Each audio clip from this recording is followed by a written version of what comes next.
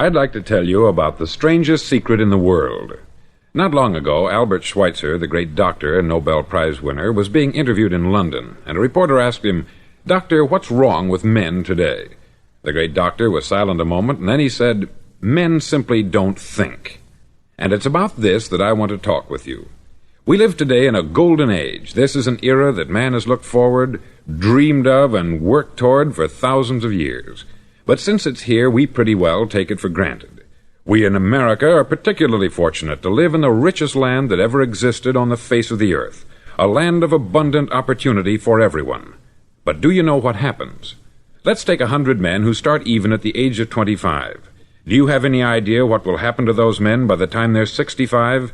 These 100 men who all start even at the age of 25 believe they're going to be successful. If you asked any one of these men if he wanted to be a success, he'd tell you that he did. And you'd notice that he was eager toward life, that there was a certain sparkle to his eye, an erectness to his carriage, and life seemed like a pretty interesting adventure to him. But by the time they're 65, 1 will be rich, 4 will be financially independent, 5 will still be working, 54 will be broke. Now think a moment. Out of the 100, only 5 make the grade. Why do so many fail? What has happened to the sparkle that was there when they were 25? What's become of the dreams, the hopes, the plans? And why is there such a large disparity between what these men intended to do and what they actually accomplished? When we say about 5% achieve success, we have to define success. And here's the definition. Success is the progressive realization of a worthy ideal. If a man is working toward a predetermined goal and knows where he's going, that man is a success. If he's not doing that, he's a failure. Success is the progressive realization of a worthy ideal. Rollo May, the distinguished psychiatrist, wrote a wonderful book called Man's Search for Himself. And in this book he says, "The opposite of courage in our society is not cowardice, it is conformity."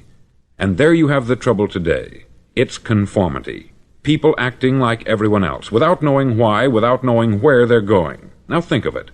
In America right now, there are over 14 million people 65 years of age and over, and about 13 million of these 14 million are broke. They're dependent on someone else for life's necessities. Now, we learn to read by the time we're 7. We learn to make a living by the time we're 25. Usually, by that time, we're not only making a living, we're supporting a family. And yet, by the time we're 65, we haven't learned how to become financially independent in the richest land that has ever been known. Why? We conform. And the trouble is that we're acting like the wrong percentage group, the 95% who don't succeed. Now, why do these people conform? Well, they don't know, really. These people believe that their lives are shaped by circumstances, by things that happen to them, by exterior forces. They're outer-directed people. A survey was made one time that covered a lot of men, working men, and these men were asked this question: why do you work? Why do you get up in the morning? 19 out of 20 had no idea. If you ask them, they'll say, everyone goes to work in the morning. And that's the reason they do it, because everyone else is doing it. Now let's get back to our definition of success. Who succeeds? The only man who succeeds is the man who is progressively realizing a worthy ideal. He's the man who says, I'm going to become this, and then begins to work toward that goal. I'll tell you who the successful people are. A success is the school teacher who's teaching school because that's what she wanted to do. The success is the woman who's a wife and mother because she wanted to become a wife and mother and is doing a good job of it. The success is the man who runs the corner gas station because that's what he wanted to do. The success is the successful salesman who wants to become a top-notch salesman and grow and build with his organization. A success is anyone who is doing deliberately a predetermined job because that's what he decided to do deliberately. But only 1 out of 20 does that. That's why today there isn't really any competition, unless we make it for ourselves. Instead of competing, all we have to do is create. Now, for 20 years, I looked for the key which would determine what would happen to a human being. Was there a key I wanted to know which would make the future a promise that we could foretell to a large extent? Was there a key that would guarantee a person's becoming successful if he only knew about it and knew how to use it? Well, there is such a key, and I've found it. Have you ever wondered why so many men work so hard and honestly without ever achieving anything in particular, and others don't seem to work hard and yet seem to get everything? They have the magic touch. You've heard them say that about someone. Everything he touches turns to gold. And have you ever noticed that a man who becomes successful tends to continue to become successful, and on the other hand, have you noticed how a man who is a failure tends to continue to fail? It's because of goals. Some of us have them, some don't. People with goals succeed because they know where they're going. Now think of a ship leaving a harbor, and think of it with the complete voyage mapped out and planned. The captain and crew know exactly where it's going and how long it will take. It has a definite goal. 9,999 times out of 10,000 it will get to where it started out to get. Now let's take another ship, just like the first, only let's not put a crew on it, or a captain at the helm. Let's give it no aiming point, no goal, no destination. We just start the engines and let it go.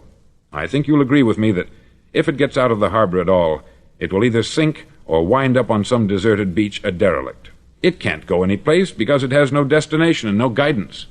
It's the same with a human being. Take the salesman, for example. There is no other person in the world today with the future of a good salesman. Selling is the world's highest paid profession, if we're good at it and if we know where we're going. Every company needs top-notch salesmen, and they reward those men. The sky is the limit for them. But how many can you find?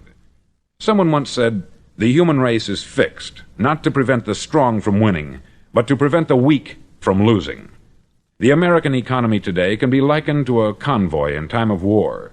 The entire economy is slowed down to protect its weakest link, just as the convoy had to go at the speed that would permit its slowest vessel to remain in formation.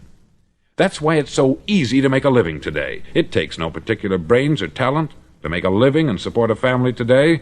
So we have a plateau of so-called security, if that's what a person's looking for.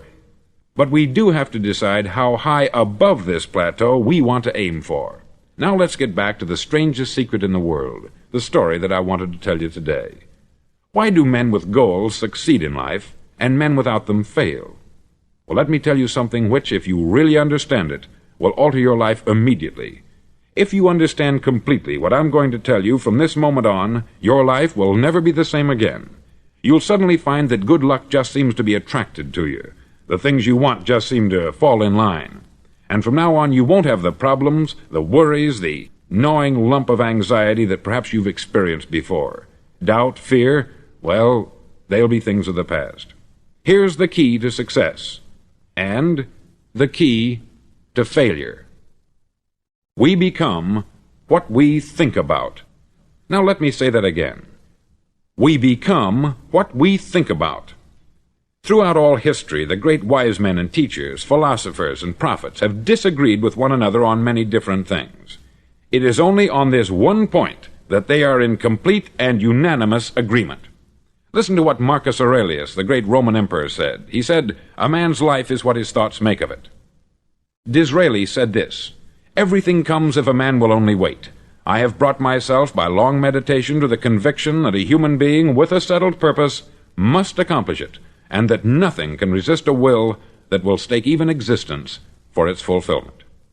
Ralph Waldo Emerson said this, "A man is what he thinks about all day long." William James said, "The greatest discovery of my generation is that human beings can alter their lives by altering their attitudes of mind." And he also said, "We need only in cold blood act as if the thing in question were real, and it will become infallibly real by growing into such a connection with our life that it will become real. It will become so knit with habit and emotion that our interest in it will be those which characterize belief." He also said this, "If you only care enough for a result, you will almost certainly attain it. If you wish to be rich, you will be rich. If you wish to be learned, you will be learned. If you wish to be good, you will be good. Only you must then really wish these things, and wish them exclusively, and not wish at the same time 100 other incompatible things just as strongly." In the Bible you read, in Mark 9:23, "If thou canst believe, all things are possible to him that believeth." Dr. Norman Vincent Peale said this, "This is one of the greatest laws in the universe. Fervently do I wish I had discovered it as a very young man. It dawned upon me much later in life, and I've found it to be one of the greatest, if not my greatest discovery, outside of my relationship to God. And the great law, briefly and simply stated, is that if you think in negative terms, you'll get negative results. If you think in positive terms, you will achieve positive results. That is the simple fact which is at the basis of an astonishing law of prosperity and success. In 3 words, believe and succeed. William Shakespeare put it this way: "Our doubts are traitors, and make us lose the good we oft might win, by fearing to attempt." George Bernard Shaw said, "People are always blaming their circumstances for what they are. I don't believe in circumstances. The people who get on in this world are the people who get up and look for the circumstances they want, and if they can't find them, make them." Well, it's pretty apparent, isn't it? And every person who discovered this for a while believed that he was the first one to work it out. We become what we think about. Now, it stands to reason that a person who's thinking about a concrete and worthwhile goal is going to reach it, because that's what he's thinking about. And we become what we think about. Conversely, the man who has no goal, who doesn't know where he's going, and whose thoughts must therefore be thoughts of confusion and anxiety and fear and worry, becomes what he thinks about. His life becomes one of frustration, fear, anxiety, and worry. And if he thinks about nothing, he becomes nothing. Now, how does it work? Why do we become what we think about? Well, I'll tell you how it works as far as we know. Now, to do this, I want to tell you about a situation that parallels the human mind. Suppose a farmer has some land, and it's good, fertile land. Now, the land gives the farmer a choice. He may plant in that land whatever he chooses. The land doesn't care. It's up to the farmer to make the decision. Now, remember, we're comparing the human mind with the land, because the mind, like the land, doesn't care what you plant in it. It will return what you plant, but it doesn't care what you plant. Now, let's say that the farmer has 2 seeds in his hand. One is a seed of corn, the other is nightshade, a deadly poison. He digs 2 little holes in the earth, and he plants both seeds, one corn, the other nightshade. He covers up the holes, waters, and takes care of the land, and what will happen? Invariably, the land will return what is planted. As it's written in the Bible, "As ye sow, so shall ye reap." Remember, the land doesn't care. It will return poison in just as wonderful abundance as it will corn. So up come the 2 plants, one corn, one poison. Now, the human mind is far more fertile, far more incredible and mysterious than the land, but it works the same way. It doesn't care what we plant. Success, failure. A concrete, worthwhile goal, or confusion, misunderstanding, fear, anxiety, and so on. But what we plant, it will return to us. You see, the human mind is the last great unexplored continent on the earth. It contains riches beyond our wildest dreams. It will return anything we want to plant. Now, you might say, well, if that's true, why don't people use their minds more? Well, I think they've figured out an answer to that, too. Our mind comes as standard equipment at birth. It's free, and things that are given to us for nothing we place little value on. Things that we pay money for, we value. The paradox is that exactly the reverse is true. Everything that's really worthwhile in life came to us free. Our mind, our soul, our body, our hopes, our dreams, our ambitions, our intelligence, our love of family and children and friends. All these priceless possessions are free, but the things that cost us money are actually very cheap and can be replaced at any time. A good man can be completely wiped out and make another fortune. He can do that several times. Even if our home burns down, we can rebuild it, but the things we got for nothing, we can never replace. The human mind isn't used merely because we take it for granted. Familiarity breeds contempt. It can do any kind of job we assign to it, but generally speaking, we use it for little jobs instead of big important ones. Universities have proved that most of us are operating on about 10% of our abilities. Decide now, what is it you want? Plant your goal in your mind. It's the most important decision you'll ever make in your entire life. Do you want to be an outstanding salesman, a better worker at your particular job? Do you want to go places in your company, in your community? All you've got to do is plant that seed in your mind. Care for it. Work steadily toward your goal, and it will become a reality. It not only will, there's no way that it cannot. You see, that is a law, like the laws of Sir Isaac Newton, the laws of gravity. If you get on top of a building and jump off, you'll always go down. You'll never go up. And it's the same with all the other laws of nature. They always work. They're inflexible. Think about your goal in a relaxed, positive way. Picture yourself in your mind's eye as having already achieved this goal. See yourself doing the things you will be doing when you've reached your goal. Ours has been called the phenobarbital age, the age of ulcers and nervous breakdowns. At a time when medical research has raised us to a new plateau of good health and longevity, far too many of us worry ourselves into an early grave trying to cope with things in our own little personal ways, without learning a few great laws that will take care of everything for us. These things we bring on ourselves through our habitual way of thinking. Every one of us is the sum total of his own thoughts. He is where he is because that is exactly where he really wants to be, whether he'll admit that or not. Each of us must live off the fruit of his thoughts in the future, because what you think today and tomorrow, next month and next year, will mold your life and determine your future. You're guided by your mind. I remember one time I was driving through Arizona and I saw one of those giant earth-moving machines roaring along the road at about 35 miles an hour with what looked like 20 tons of dirt in it, a tremendous, incredible machine, and there was a little man perched way up on top with the wheel in his hands guiding it. And as I drove along, I was struck by the similarity of that machine to the human mind. Just suppose you're sitting at the controls of such a vast source of energy.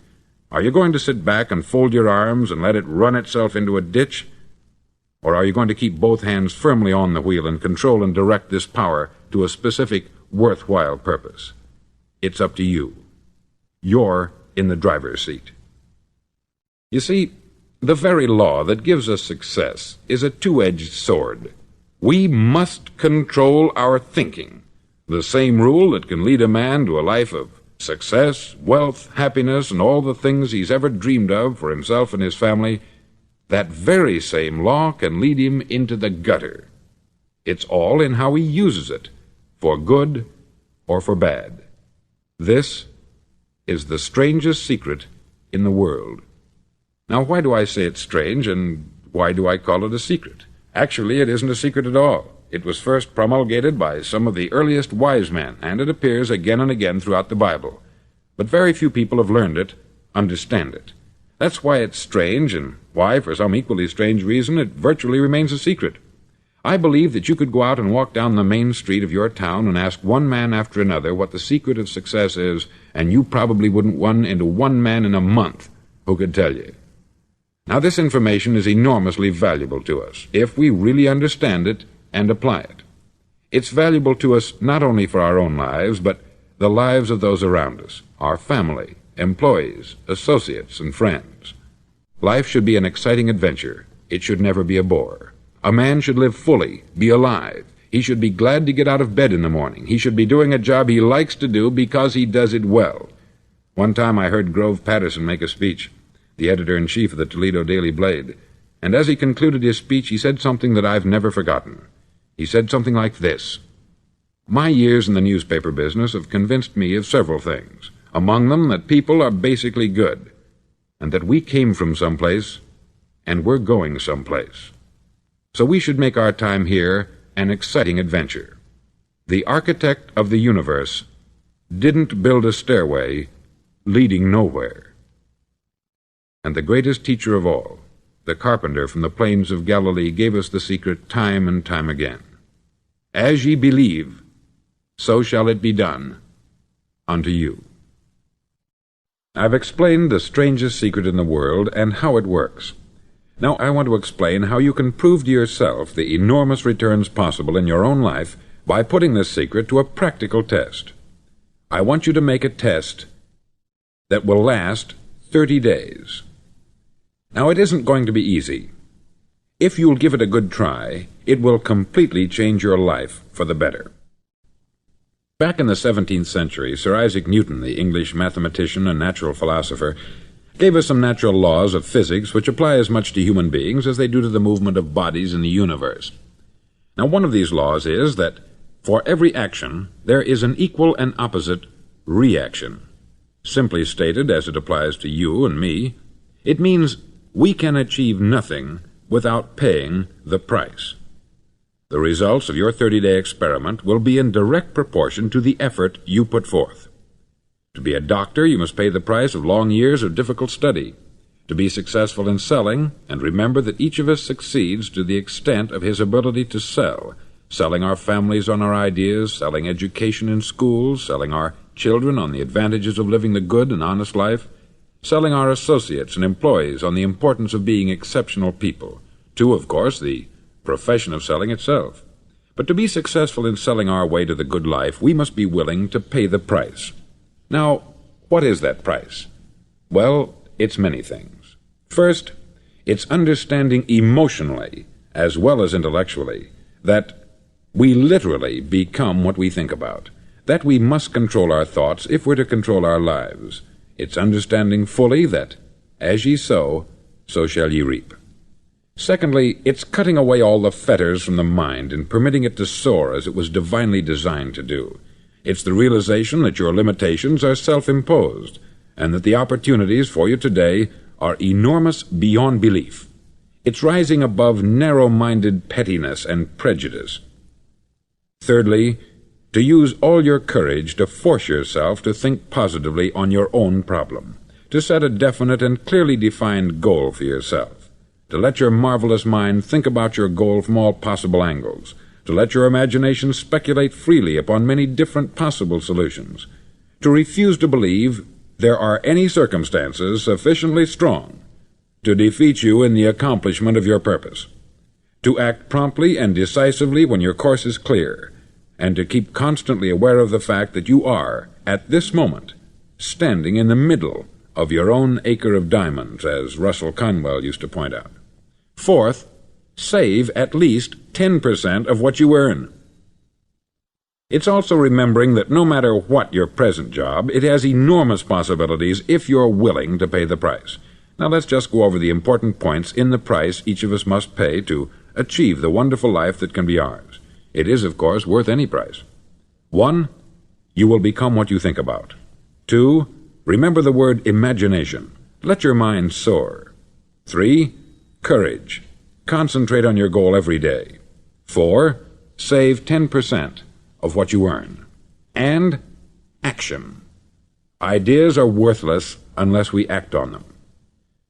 Now I'll try to outline the 30-day test I want you to make. Now keep in mind that you have nothing to lose by making this test, and everything you could possibly want to gain. There are two things that may be said of everyone. Each of us wants something, and each of us is afraid of something. I want you to write on a card what it is you want more than anything else. It may be more money. Perhaps you'd like to double your income or make a specific amount of money. It may be a beautiful home. It may be success at your job. It may be a particular position in life. It could be a more harmonious family. Each of us wants something. Write down on your card specifically what it is that you want. Make sure it's a single goal and clearly defined. You needn't show it to anyone, but carry it with you so that you can look at it several times a day. Think about it in a cheerful, relaxed, positive way each morning when you get up, and immediately you have something to work for, something to get out of bed for, something to live for. Look at it every chance you get during the day and just before going to bed at night. As you look at it, remember that you must become what you think about, and since you're thinking about your goal, you realize that soon it will be yours. In fact, it's yours really the moment you write it down and begin to think about it. Look at the abundance all around you as you go about your daily business. You have as much right to this abundance as any other living creature. It's yours for the asking. Now we come to the difficult part. Difficult because it means the formation of what is probably a brand new habit, and new habits are not easily formed. Once formed, however, it'll follow you for the rest of your life. Stop thinking about what it is you fear. Each time a fearful or negative thought comes into your consciousness, replace it with a mental picture of your positive and worthwhile goal. There will come times when you will feel like giving up. It's easier for a human being to think negatively than positively. That's why only 5% is successful. You must begin now to place yourself in that group. For 30 days you must take control of your mind. It will think only about what you permit it to think. Each day for this 30-day test, do more than you have to do. In addition to maintaining a cheerful, positive outlook, give of yourself more than you've ever done before. Do this knowing that your returns in life must be in direct proportion to what you give. The moment you decide on a goal to work toward, you're immediately a successful person. You're then in that rare and successful category of people who know where they're going. Out of every 100 people, you belong to the top 5.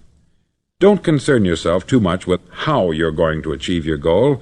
Leave that completely to a power greater than yourself.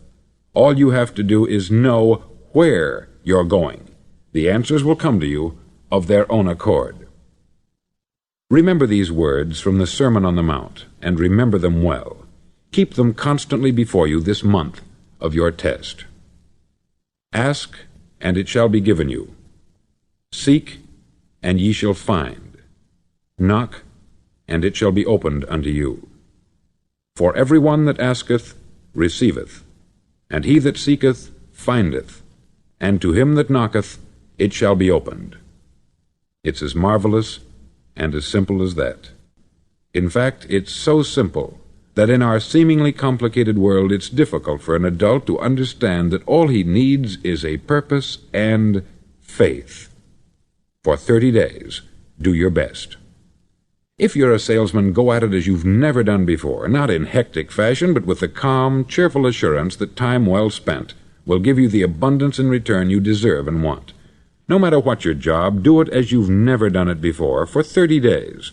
And if you've kept your goal before you every day, you'll wonder and marvel at this new life you've found. Dorothea Brand, outstanding editor and writer, discovered it for herself and tells about it in her fine book, Wake Up and Live. Her entire philosophy is reduced to the words, act as though it were impossible to fail. She made her own test with sincerity and faith, and her entire life was changed to one of overwhelming success. Now you make your test for 30 full days. Don't start your test until you've made up your mind to stick with it. You see, by being persistent, you're demonstrating faith. Persistence is simply another word for faith. If you didn't have faith, you would never persist. If you should fail during your first 30 days, by that I mean suddenly find yourself overwhelmed by negative thoughts, you've got to start over again from that point and go 30 more days. Gradually your new habit will form until you find yourself one of that wonderful minority to whom virtually nothing is impossible. Don't forget the card. It's vitally important as you begin this new way of living. On one side of the card, write your goal, whatever it may be. On the other side, write the words we've quoted from the Sermon on the Mount. Ask, and it shall be given you. Seek, and ye shall find. Knock, and it shall be opened unto you. Nothing great was ever accomplished without inspiration. See that during these crucial first 30 days, your own inspiration is kept at a peak. Above all, don't worry. Worry brings fear, and fear is crippling. The only thing that can cause you to worry during your test is trying to do it all yourself. Know that all you have to do is hold your goal before you. Everything else will take care of itself. Remember also to keep calm and cheerful. Don't let petty things annoy you and get you off course. Now, since making this test is difficult, some may say, well, why should I bother? Well, look at the alternative. No one wants to be a failure. No one really wants to be a mediocre individual. No one wants a life constantly filled with worry, fear, and frustration. Therefore, remember that you must reap that which you sow. If you sow negative thoughts, your life will be filled with negative things. If you sow positive thoughts, your life will be cheerful, successful, and positive. Now, gradually, you will have a tendency to forget what you've heard on this record. Play it often. Keep reminding yourself of what you must do to form this new habit. Gather your whole family about and listen to what's been said here at regular intervals. You know, most men will tell you that they want to make money without understanding the law. The only people who make money work in the mint. The rest of us must earn money. This is what causes those who keep looking for something for nothing or a free ride to fail in life.